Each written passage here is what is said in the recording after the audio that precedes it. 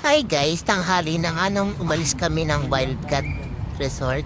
So naisipan namin na hindi na lang magluto ng ulam at dinala namin ng bagong sain na isang kaldero.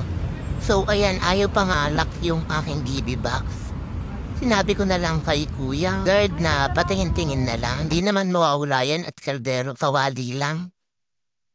So ayan, hindi ko na talaga masara. Kaya pwede sa? Tawag.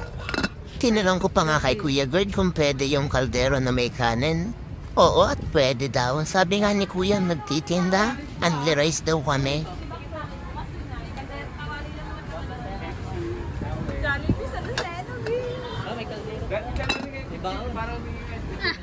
Sa part nga na to ay nahihiya pa kami, kaya inunahan ako ng mga kasama ko.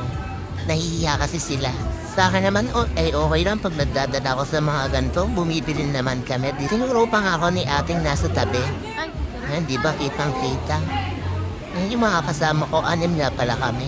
Ako, si Jalin, si Rainier, si Macmac, si Janjan, si Polo. O diba, ako na nga nagdala ng kaldera. Ako din pina-order nila. Ang in-order na nga lang namin ay isang bucket at Coke float. So, ayan, tapos na kaming umorder. Waiting na lang kami. Waiting kami ng mga 1 oras, gano'n. So, ayan.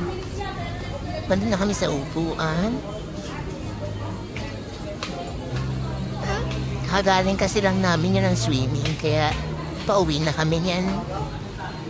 Kaya nga agad nila ako kung ano daw ang sabi, wala naman.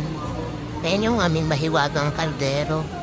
Pero nga pala yung mga gamit namin nasa taas pa, tsaka mga helmet. Mating na nga pala yung order namin at pinakita ko na yung aming kaldero may lamang kanin. Tuwan-tuwa si Janjan sa akin. Bagong sain, guys. Kakain na. Guys. Nagtuturoan pa nga kung sino unang hihingi ng gravy. Magre-refill ba? Ganon. Madam, salamat. I love you, ha? Mahal kita, eh. Ma'am, ba't po may palay? Nagtoko pa nga dyan si Rainier naman bakit po may palay. Pinaalalahanan ni Janjan na bigas natin yan. Si Jolly na nga ang unang nag-refill at nagtuturoan naman kami kung sino naman yung alawang magpaparefill. Si Polo na nga yung pumangalawa at ako naman yung pumangatlong nagpa-refill. At ayan, si Rainier kinain niya yung balat ng manok ko. Sarap pala yung kanya. Bakit kayo ulit sa pilas na kawiyan? Ay, bakit kayo ulit? Pilas na kawiyan. Ang pangatlo nga naming refill ng gravy, ang sabi sa akin ng crew, ay refill ulit. Sabi ko, last na po yan.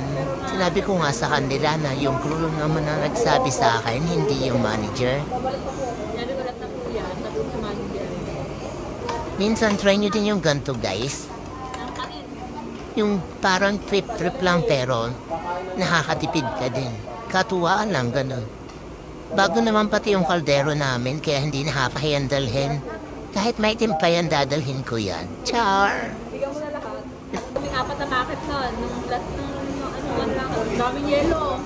Pero without ice. Ganto din ba kayo guys? Kahit meron na kayong sariling order, titikman nyo pa rin yung sa mga jowa nyo.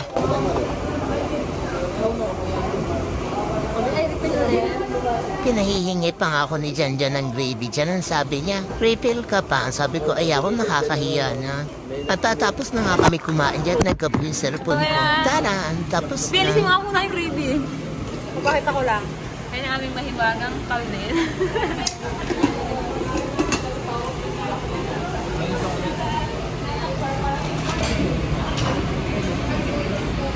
Ubus ang kulang-kulang 2 kilo ba yun?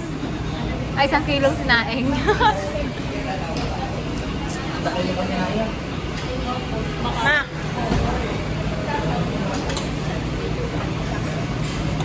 Nabusog sila guys, kaya may kami alis. Ay na mga kasama. After ilang oras na biyahe, nakarating na kami ng bahay. Mga dalang baggers. Linhawang makabalik ng tay-tay. Whee! Basic pa yan. Lalo. Nagbukas nga ako ng parcel ng nanay ko at pinakuha ko ng gunting yung pamangkin ko. Pagkabukas ko nga nung lahat, pinakita ko lang. Tapos binalik ko rin sa dati. Inaantok na nga pala ako dyan, kaya inayos ko na. Natutulog na ako that time, kaya goodbye!